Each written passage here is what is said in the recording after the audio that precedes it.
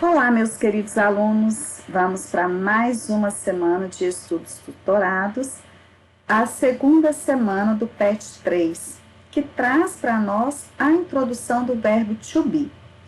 Eu passei para vocês a indicação de um vídeo no YouTube, em que há a explicação do emprego desse verbo, tanto na afirmativa, quanto na negativa e na interrogativa.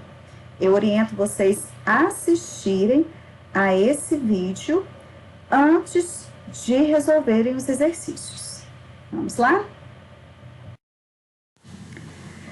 Depois de assistir ao vídeo com a explicação sobre o emprego do verbo to be, nós já estamos um pouco mais preparados para resolver os exercícios. A questão 1 pede o seguinte: complete o parágrafo abaixo com a conjugação correta do verbo to be, que são os verbos am, are ou is. Nós temos um parágrafo. Na frente dos nomes, nós temos o pronome correspondente a esse nome. Por exemplo, em Messi, nós temos o pronome he. Qual é o verbo que nós usamos com o pronome he? Depois, na frase seguinte, nós temos George and Celia. Entre parênteses, o pronome they. Qual é o verbo que nós usamos com o pronome they? Então, vocês vão completar esses espaços com o verbo correspondente ao pronome que está entre parênteses.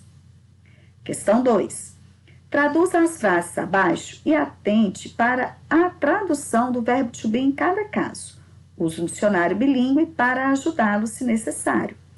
Conforme vocês viram nas explicações, o verbo to be pode corresponder ao verbo ser ou ao verbo estar.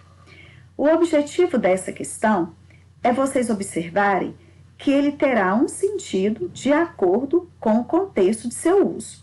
Você pode usar um dicionário para fazer essa tradução. Se você não tiver um dicionário, você pode recorrer ao Google Tradutor, que é uma importante ferramenta também para nos ajudar aí na aprendizagem da língua inglesa.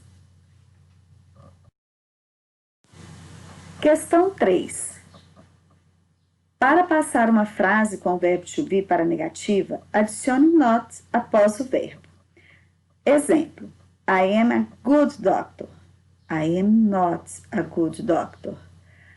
Agora, você vai fazer o seguinte: passar as frases de AE para a negativa. Para fazer isso, você vai identificar onde está o verbo to be. Por exemplo, na letra A, my name is Miguel. Is é o verbo to be.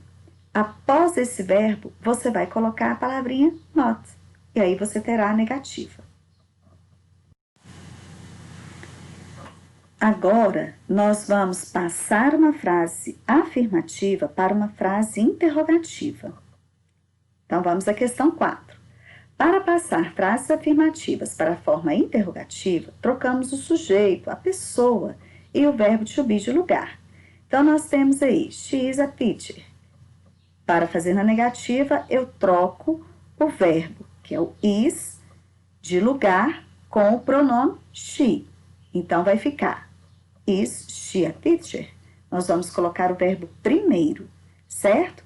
Então, assim, você vai fazer nas frases de A a E, colocando primeiro o verbo e depois dando continuidade à frase, terminando com o ponto de interrogação, o que também é importante. Agora nós vamos brincar de adivinha. A questão 5 traz um jogo de adivinhação. Das letras A até a letra B, nós temos algumas informações construídas aí ao redor do verbo to be, e nós temos que adivinhar de que se fala em cada uma das alternativas. Nós temos aí personagens, animal, lugar. Eu tenho certeza que vocês vão acertar com facilidade. Bem, meus amores, nesta semana comemoramos o Dia do Estudante, o seu dia. E nestes tempos, mais do que nunca, você tem se esforçado para aprender, para continuar conhecendo. Aqui eu continuo dando para você o apoio que for necessário. rezando, pedindo a Deus para que passe rápido, o mais rápido possível, toda esta pandemia. E que em breve a gente esteja junto, aprendendo, um olhando no olho do outro. Que é assim que eu gosto de estar com você. Feliz Dia do Estudante, parabéns para você!